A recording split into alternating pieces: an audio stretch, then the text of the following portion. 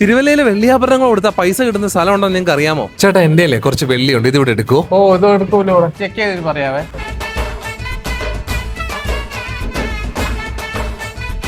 ഇതിനിപ്പോ ക്വാളിറ്റി കുറവാണ് ആദ്യത്തേല്, രണ്ടാമത്തെ ക്വാളിറ്റി ഉണ്ട്. നമുക്ക് ക്വാളിറ്റി ഉള്ളതിനാണ് ക്യാഷ് കൂടുതൽ കിട്ടുള്ളൂ. ഇത് നമുക്ക് 5000 രൂപ കിട്ടുമല്ലോ. ഈ 5000 രൂപ കിട്ടും അല്ലേ? ഇപ്പൊ തന്നെ പൈസ കിട്ടോ? ഇപ്പൊ തന്നെ കിട്ടും. താങ്ക് യു ചേട്ടാ.